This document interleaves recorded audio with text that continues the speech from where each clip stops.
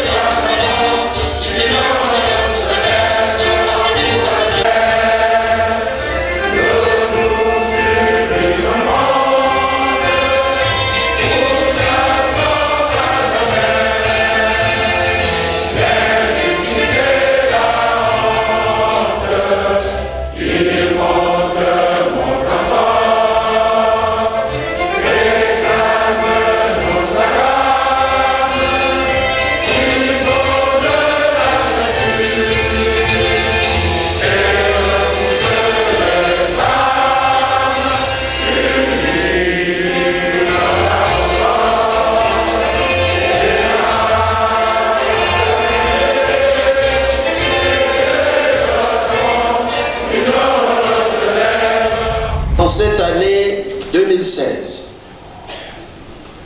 le peuple gabonais, à la faveur de l'élection présidentielle, était invité à choisir l'offre politique qui allait déterminer son avenir. En situation normale, cette élection présidentielle aurait pu se limiter à la mise en concurrence des projets des différents candidats et se solder par la victoire du plus convaincant d'entre eux. Mais c'était sans compter avec des hommes et des femmes qui, dans leur imaginaire diabolique, avaient pris le Gabon et les Gabonais en otage, après avoir fait subir douloureusement 7 années d'amateurisme, d'arrogance, de dictature, de kleptomanie, d'incompétence, de mensonges et de violence gratuite.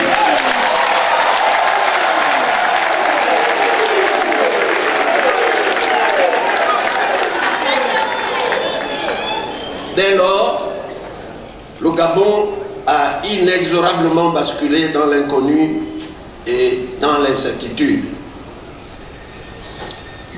Pour affronter ce pouvoir déterminé à se maintenir par le fer, le feu et le sang, l'unité de la nation se présentait comme le plus grand défi qui devait relever le peuple gabonais pour reprendre son destin en main.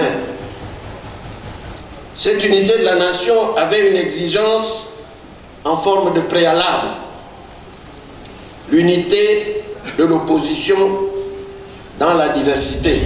Monsieur le Président, vous avez prononcé ce que la jeunesse gabonaise attendait de vous. Je vous cite. Nous avons épuisé toutes les voies légales. Désormais, tout peut arriver à tout moment.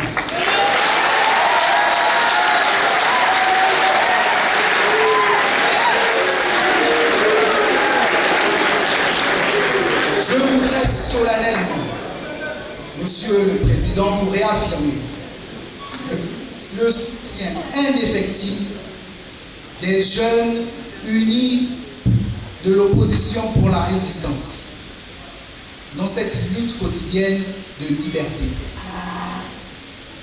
À mes frères et sœurs qui sont dans la passivité, je voudrais vous rappeler que le président élu Jean Ping et tous ses soutiens sont au service de la jeunesse pour nous offrir un avenir meilleur. Nous avons le devoir d'être au premier plan dans la prise des décisions. Et cela n'est possible que par notre détermination et notre sérieux. Comme 2016 ne sera pas à 2009, les jeunes de la nouvelle République ne seront pas des simples porteurs de manettes.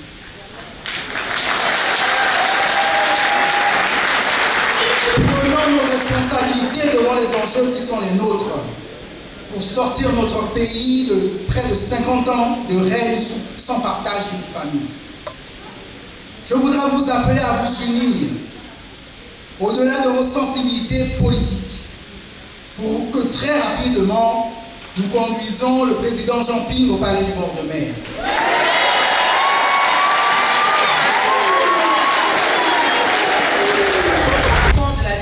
Que lui a conféré le peuple gabonais à travers son suffrage, a annoncé sa décision de rassembler toutes les composantes du pays pour décider ensemble de l'avenir commune. À la suite du coup d'État militaro-électoral, il lui apparaissait nécessaire que les Gabonaises et les Gabonais se retrouvent pour se déterminer sur leur avenir en tant que peuple et en tant que nation, et faire échec à cette nouvelle imposture à la tête de notre pays. Ce matin, lors de son allocution d'ouverture, le président élu a précisé les objectifs des présentes assises, qui offrent à chaque Gabonaise et à chaque Gabonais l'opportunité de contribuer à esquisser les contours de notre vivre ensemble. Pourquoi je le rappelle? Eh bien parce que tout au long de la phase préparatoire, j'ai invariablement dû répondre aux mêmes questions. Quels sont les buts du dialogue national pour l'alternance et quelle peut en être la destinée de ces actes? Le premier objectif de ces assises est le rassemblement et la consolidation de l'unité des forces pour l'alternance. À vous voir si nombreux déjà ce matin, Et cet après-midi, au regard de vos origines sociales, professionnelles, je puis affirmer que cet objectif est en passe d'être atteint. Vous représentez des partis politiques, des associations, des syndicats, des organisations non gouvernementales. Vous êtes également nombreux à être des citoyens libres de tout engagement partisan ou associatif. C'est dire la richesse de la diversité ici réunie et qui est le Gabon profond. Par votre mobilisation exceptionnelle, conquérante et vibrante, vous apportez la preuve que le peuple gabonais est déterminé à prendre en main son destin, qu'il est prêt à se battre pour faire triompher ses idéaux. En même temps, vous confirmez et rappelez au monde que le 27 août dernier, vous avez bel et bien plébiscité les forces de l'alternance que Jean Ping représentait à cette élection présidentielle. Je suis convaincu que le deuxième objectif sera également atteint. Nous avons à cœur de faire émerger une citoyenneté pleine et agissante. Nos assises devront permettre à chaque Gabonaise et à chaque Gabonais de comprendre la nécessité d'exercer ses devoirs et revendiquer ses droits, quelle que soit la situation. Au terme de nos assises, la défense des droits de l'homme, des droits civils et politiques, et même des droits sociaux, doit devenir pour chacun de nous une préoccupation permanente.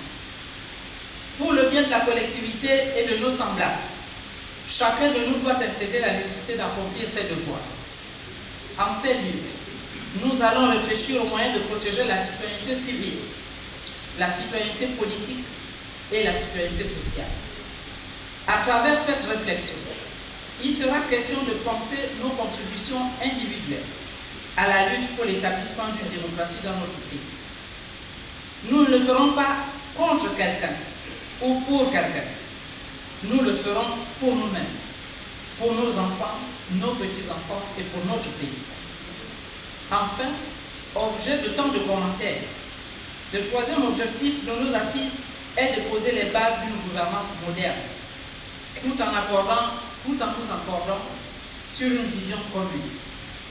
Sur le fondement de notre vécu commun, nous devons réfléchir aux voies et moyens d'imposer davantage de transparence, de responsabilité et d'inclusion dans notre pratique politique.